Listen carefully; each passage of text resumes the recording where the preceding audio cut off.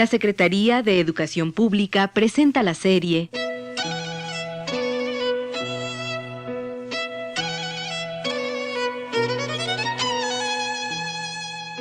El conocimiento en la escuela.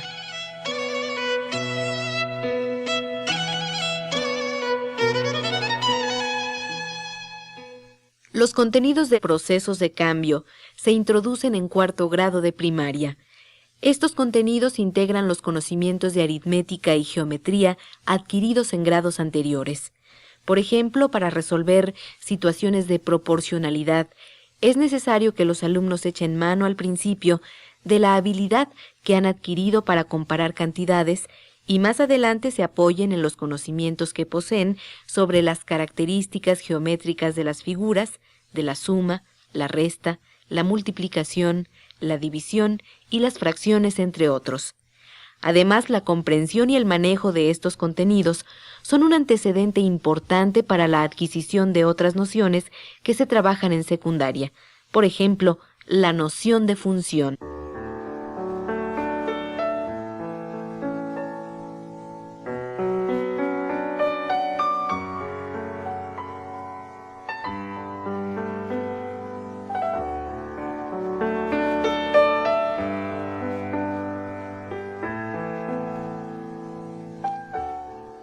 En esta ocasión vamos a hablar acerca de razones y proporciones, así como procesos de cambio. Y para ello contamos con la presencia de Mónica Schulmeister y Jesús Alarcón, ambos maestros de matemáticas, a quienes damos una cordial bienvenida a esta conversación.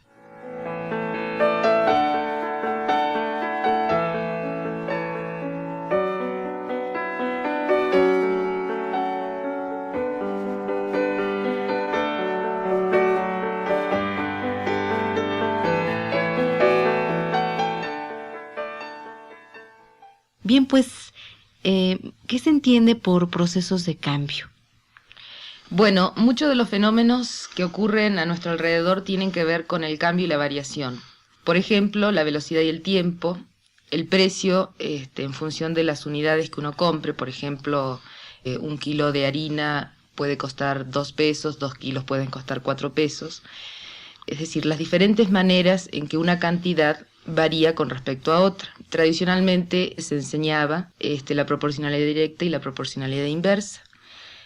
La propuesta en este caso es plantear situaciones de diferentes tipos de variación para que los alumnos puedan tener un acercamiento y puedan ver de qué manera incrementa o decrementa una cantidad con respecto a otra. Por ejemplo, la variación proporcional, si bien es la más simple, y hay numerosas situaciones de la vida diaria en las que aparece, como las que acabo de mencionar, y también situaciones escolares.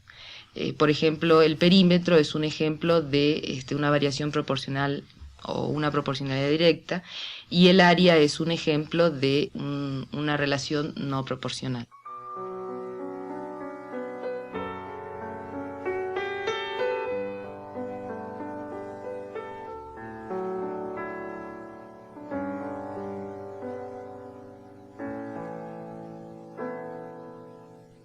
¿Y cuáles serían el tipo de situaciones que se pueden plantear tanto para el aprendizaje de las razones como para los diferentes tipos de variación? Maestro Jesús Alarcón. Algo que los nuevos programas proponen es que veamos la proporcionalidad no solamente asociada a ciertos procedimientos, sino también asociada a ciertas situaciones. Y el énfasis debe ser puesto en que el estudiante esté en contacto con esas situaciones, aprenda a enfrentarlas, primeramente de manera espontánea, de manera informal, de manera intuitiva, a partir de procedimientos o cosas que ha aprendido anteriormente, y que a partir de los primeros acercamientos del estudiante a estos problemas, vaya evolucionando su razonamiento proporcional. Entonces ya no es como antes, que la enseñanza de las razones o de las proporciones está identificada con ciertos temas, como por ejemplo como la regla de 3 simple, sino que ahora va a estar identificada, no identificada precisamente, sino que ahora vamos a explorar una serie de situaciones que son las que se tratan con el razonamiento proporcional. El estudiante las va a explorar, el estudiante las va a investigar, se va a ir acercando poco a poco a la solución de sus problemas, y a medida de que el profesor vaya observando la evolución de sus estudiantes, él va a ir introduciendo poco a poco procedimientos más evolucionados, o va a provocar situaciones en que el estudiante sea capaz de producir por sí mismo esos procedimientos más evolucionados, pero respetando un poco el ritmo de aprendizaje de los estudiantes, sabiendo que la proporcionalidad no puede verse como un tema aislado del programa, sino que el acceso al razonamiento proporcional es algo que madura a lo largo de varios años. Aún en niveles muy avanzados como son la prepa, la universidad, hay grandes capítulos de la matemática que están dedicados a partes específicas de este tema. Entonces, en la primaria solamente se dan los primeros pasos en esta dirección.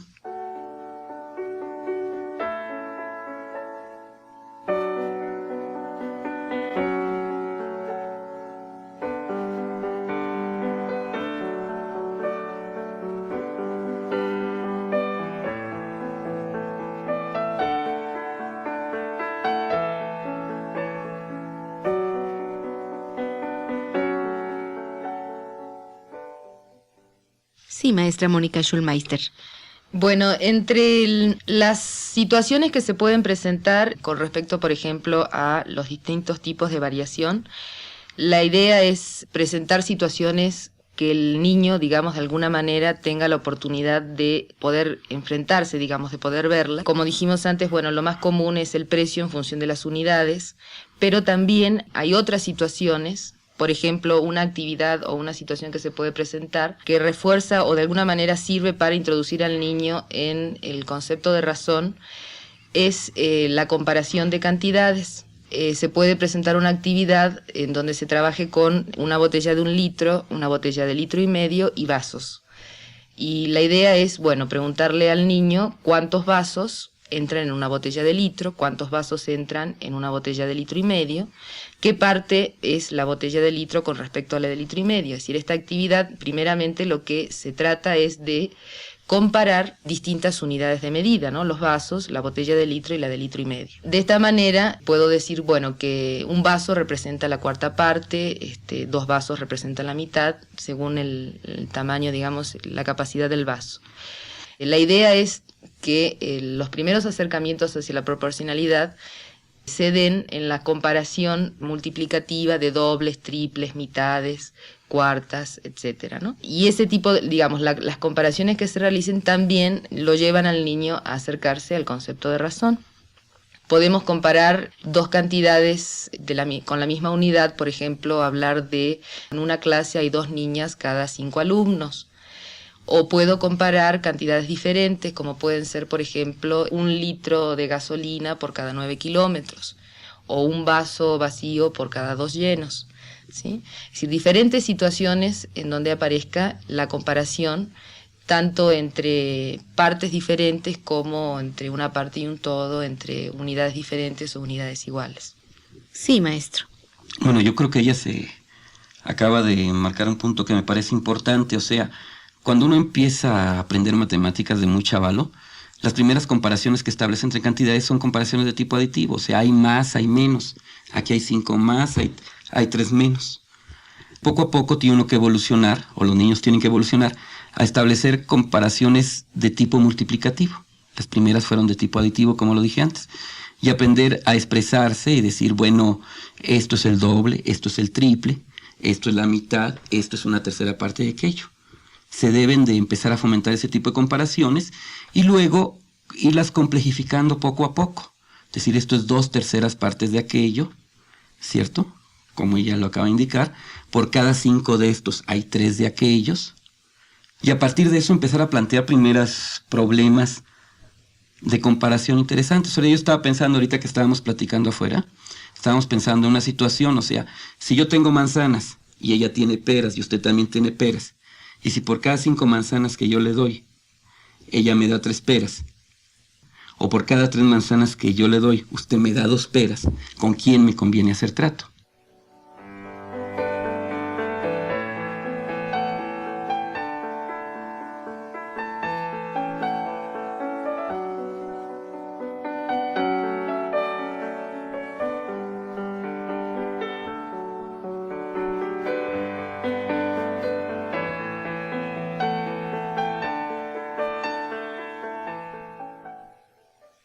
Aquí tendría mucho que ver la aplicación práctica que pueda tener un problema dentro del contexto del niño. Es importante que las situaciones se planteen a partir de situaciones familiares para el niño, que el chavo sea capaz de imaginar y además que le interese. Después de todo, estas situaciones pudieran parecer un poco también traídas un poco fuera de contexto, o sea, ni yo ni usted ni son vendedores de peras y manzanas. Esto es un ejemplo para mostrar el tipo de situaciones en donde ya hay una comparación de tipo multiplicativo. O sea, si yo tengo 5 manzanas, si yo le doy 5 manzanas y ella me da 3 peras, o si yo le doy a usted 3 manzanas y me da 2 peras, ¿con cuál me conviene hacer el trato? El chavo puede exhibir distintas estrategias. Eso quiere decir que, por ejemplo, si yo le doy 15 manzanas, ella me va a dar 9 peras. Y si le doy 15 manzanas, usted me va a dar 10 peras. Entonces me conviene hacer trato con usted. Eso pudiera ser una forma en que el chavo pudiera resolver el problema. Al momento de plantearle la situación a los chavos, pues se les van a ocurrir distintos procedimientos, unos más evolucionados, otros menos evolucionados. Lo importante es que surjan estos procedimientos. Algunos chavos habrá que los que no se les ocurra procedimientos. Los chavos los discutan entre ellos, el profesor los apunte en el pizarrón o los alumnos los apunten ellos mismos en el pizarrón, los comparen y se evolucione a través de esta manera. O sea, no deben ser situaciones aisladas. Ahorita se puso este problema, poco tiempo después se pondrá un problema similar o muy semejante a otro problema, se volverá a discutir la situación y poco a poco irán evolucionando los razonamientos de los chavos.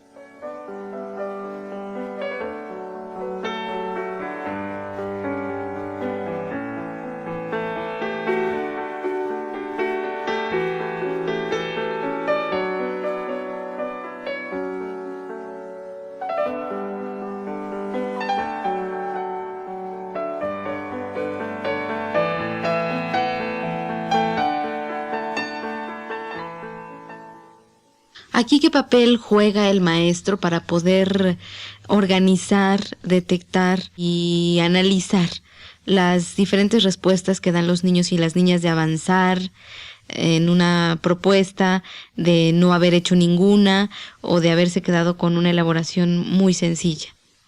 Bueno, yo creo que lo primero que el maestro tiene que hacer también es acercarse al tema y de alguna manera seguir el mismo procedimiento o los mismos pasos.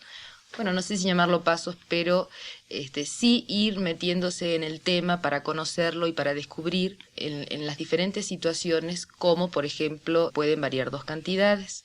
En la medida en que el maestro vaya investigando esas diferentes situaciones y trate de resolverlas, primero de plantearlas, ¿no?, que creo que es importante, y tratar de resolverlas, también puede encontrar diferentes maneras en cómo se puede llegar a la solución de esa situación o ese problema. Lo importante es que si el maestro se introduzca en este tema, es decir, no que solamente sea un ejecutor de situaciones dadas, sino que de alguna manera él también se familiarice con diferentes situaciones de variación, con diferentes casos de comparación. De esa manera el maestro va a poder, digamos, entender o comprender o poder estar más abierto a las diferentes estrategias o procedimientos que sus alumnos también apliquen al tratar de resolver las situaciones.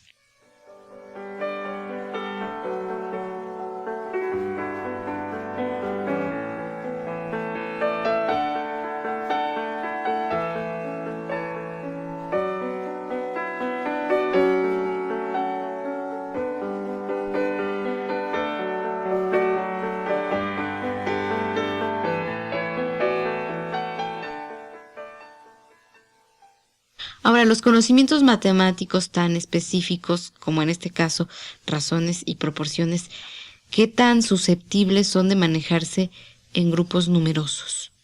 Yo creo que todos los contenidos de matemática son susceptibles, digamos, de manejarse en grupos numerosos y también son susceptibles de muchos procedimientos por parte de los niños y muchas estrategias, digamos, para resolverlos, ¿no? El asunto es que el maestro de alguna manera adopte una dinámica diferente quizá a la que estaba acostumbrado. No va a encontrar la solución que él espera, o quizás sí la va a encontrar entre todas o entre otras. Yo creo que el maestro lo que tiene que tratar de hacer es favorecer ese clima, como decía el maestro Jesús, favorecer ese clima de comparación, de que los alumnos puedan explicar cómo llegaron al resultado, que ellos mismos puedan decir, bueno, mi compañero llegó de esta manera, pero también llegó al resultado, o mi compañero fue por este camino, pero no llegó al resultado. Ese tipo de situaciones en donde aparece la comparación y la explicación de los procedimientos ayudan también a que ellos mismos puedan detectar los errores y no sea el maestro el único quien juzgue, digamos, quién utilizó un buen procedimiento o quién no, sino que se hace tanto maestro como alumnos a partir de esta dinámica de comparación y explicitación. Evidentemente las nuevas propuestas proponen una actividad en clase distinta a la de un profesor expositor. Cuando un profesor es expositor y casi no hay actividad en clase, no hay mucha diferencia entre un grupo de 20, de 30 o de 40 o de 50. Evidentemente, cuando un profesor ya tiene que estructurar una actividad distinta, sí hay diferencia. Y nosotros quisiéramos que la situación cambiara y que el profesor trabajara con grupos bastante menos numerosos para poder mejor organizar su actividad en clase. Pero la decisión no está en parte, no nos toca. Eso por un lado. ¿Cuál es el nuevo papel del profesor si ya no es puramente expositor? Pues es un papel bastante más relevante y más importante que el de antes. Ahora tiene que ser un diseñador de situaciones, o sea, tiene que, como decía la maestra, estar muy consciente del tema que está manejando, escoger una serie de situaciones, prever las reacciones que van a provocar en sus estudiantes esas reacciones, llevarlas a prueba. Al principio, aquellas situaciones que no den lugares a las reacciones o a los aprendizajes que le está esperando, desecharlos y buscar otros, ir creando poco a poco su repertorio de experiencias de enseñanza o de experiencias didácticas. Como decía, prever las reacciones de los estudiantes. Una vez que esas reacciones surjan, saber dirigir la actividad de los estudiantes hacia la discusión, hacia el análisis de esas reacciones de los estudiantes. Debe aprender, porque luego como maestros tenemos ciertas actitudes que nos es difícil vencer, a respetar la expresión de los estudiantes, a fomentar. Una parte muy importante de los procesos de aprendizaje es que el estudiante aprenda a hacer explícito su pensamiento. En la medida que el estudiante necesita organizar su pensamiento para exponerlo a los demás, en que los demás eventualmente lo van a rebatir o no lo van a entender y necesitan modificar sus explicaciones o las explicaciones que da su pensamiento, se está fomentando en el estudiante una reacción más profunda sobre lo que está haciendo. Y eso va a empezar a intervenir en el proceso de aprendizaje. Debe aguantar un poco la tentación de resolverle los problemas a los estudiantes o de enseñarles procedimientos que para el maestro pueden parecer muy fáciles, pero que para el estudiante todavía no lo son, para tratar de llevar a la carrera más adelante al profesor. Y recíprocamente, también debe saber en qué momento a él le toca introducir ciertos procedimientos y que los estudiantes se detengan momentáneamente a entenderlos o a practicarlos. Es una tarea bastante más complicada que lo de antes, porque ahora hay mucho más interrelación con los estudiantes.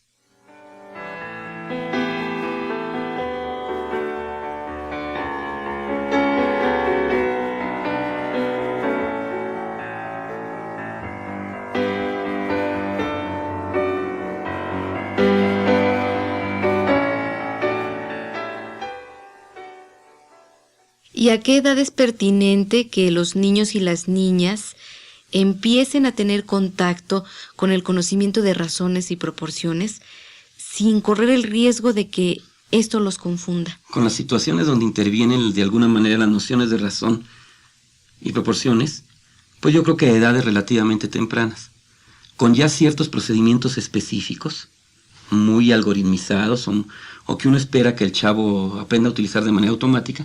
Para eso hay que esperarse un poco más tarde. El tema de razones y proporciones también va a volver a ser visto o revisado en primero y segundo y hasta tercer año de secundaria. Por ejemplo, los porcentajes. Un chavo puede entender con relativa facilidad, digamos, cuánto es el 10, el 15 o 20% de una cantidad. Por ejemplo, calcular el 10% de 150 o el 15% de 300. Pero otros problemas más difíciles, como decir qué porcentaje representa 60 de 240, o si el 75% de una cantidad es 520, ¿cuál es la cantidad? Para esos problemas habrá que esperarse. Es al profesor al que le corresponde, a través de lo que observa en las actividades, evaluar el grado de madurez alcanzados por los estudiantes y ver cómo ir introduciendo poco a poco los procedimientos ya más formales, más institucionales. Ahora, hay una serie de actividades, hay una gran cantidad de actividades donde el chavo está en contacto con la proporcionalidad y es capaz de exhibir comportamientos que lo van a ir preparando para cuando aparezcan estos procedimientos formales a los que nos estamos refiriendo. Quisiera citar algunos ejemplos. Ya nos referimos hace rato al ejemplo de comparación. Hay muchos ejemplos de comparación, o sea, me refería al ejemplo de que si yo le doy 5 manzanas a Juan, él me da 3 peras, y que si le doy 3 manzanas a Pedro, él me da 2 peras, ¿con quién me conviene hacer el trato? Pero hay muchas situaciones similares a esto, o sea, hay un juego. Por cada 2 pesos que apuesto, me puedo ganar 3. Y en el otro juego, por cada 3 pesos que apuesto, puedo ganar 5. ¿Qué juego es más grande la ganancia?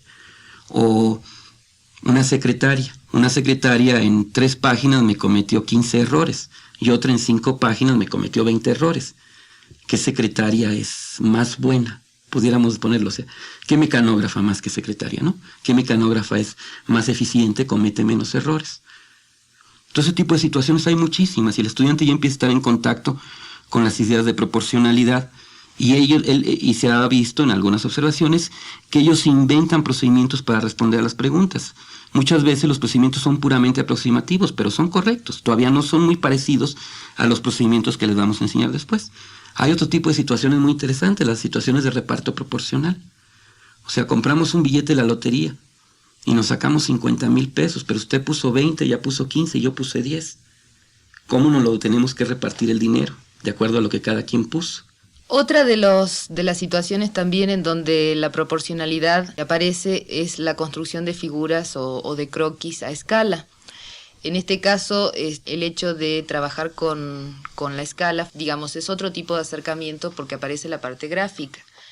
Por ejemplo, se pueden proponer situaciones en donde los alumnos realicen el croquis de la escuela o del aula y luego se comparen los diferentes croquis, ¿no? Es decir, utilizando una escala, por ejemplo, bueno, cada 2 metros lo voy a representar en el papel con 1 centímetro, ¿sí? En este caso aparece, digamos, la razón, la proporción aparece de una manera gráfica, de una manera en donde se puede ver de los efectos de la proporcionalidad, como es, en este caso, la semejanza de las figuras, ¿no? El aula puede tener forma cuadrada y cuando lo hago en un papel va a seguir teniendo forma cuadrada. Si no sigue teniendo forma cuadrada es porque, bueno, algo falló en mi procedimiento al hacer el croquis. Y bueno, toda la parte de escala en donde se utiliza la proporcionalidad también me sirve para relacionar con otros temas, como decía yo, la semejanza de figuras. O sea que, de alguna manera, la proporcionalidad es uno de los contenidos que si realmente se aprovechan, se buscan situaciones, como decía el maestro, se tratan de crear o de presentar situaciones didácticas, se pueden interrelacionar diferentes aspectos de la matemática, ¿no? Tanto aritméticos como geométricos.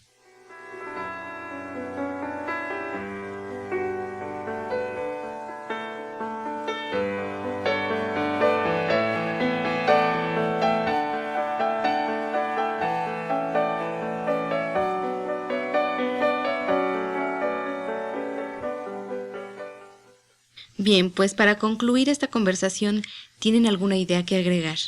Yo dijera que nos hemos olvidado de uno de los temas un poquitito parcialmente, ¿no? Aunque ha estado presente todo el momento, que es el que tiene que ver con el proceso de cambio, ¿no?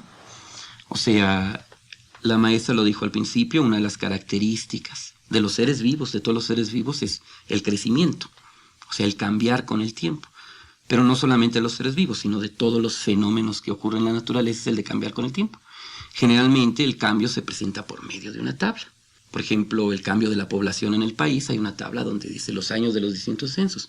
1900, 1910, 1921, 1920 no lo hubo por problemas secuela de la revolución, 1930, 40, 50, 60. Y luego viene la población. Estas tablas se enriquecen muchísimo si se les agrega una columna, que es la de incrementos. Y es en los incrementos donde el estudiante se va a poder dar cuenta de que no todas las cosas crecen de la misma forma o crecen de la misma manera. Entonces, una serie de actividades interesantes es que el profesor elija una serie de fenómenos de crecimiento, de fenómenos de variación, donde el estudiante puede darse cuenta de que hay diversos modos de crecimiento y empezar a compararlos Al principio la comparación va a ser puramente cualitativa. Esto crece siempre en la misma cantidad, ¿no? Pero esto se va duplicando cada vez, o esto va creciendo siempre en la misma proporción. O decrece, podría O suceder. decrece también, hay procesos de crecimiento. Entonces yo creo que el solamente desviar la atención de los estudiantes hacia esta columna, es que es donde se observa el crecimiento, puede ser una actividad interesante para los estudiantes. Sí, un poco apoyando la idea del maestro, a partir de estas situaciones se presentarían diferentes tipos de variación en las cuales podría estar incluida, como el ejemplo que puso el maestro, donde una cantidad puede variar o puede incrementarse proporcionalmente, las variaciones de tipo de proporcionalidad, ¿no? Tanto directa como inversa, que eran los temas, digamos, los únicos temas que por allí se tocaban en años anteriores. Bueno, pues muchas gracias a Mónica Schulmeister y al maestro Jesús Alarcón por su presencia en esta charla.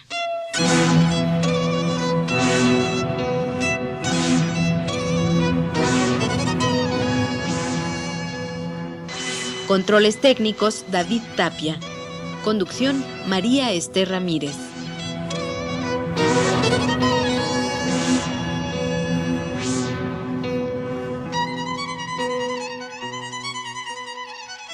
El conocimiento en la escuela es una coproducción de la Subsecretaría de Educación Básica y la Universidad Pedagógica Nacional.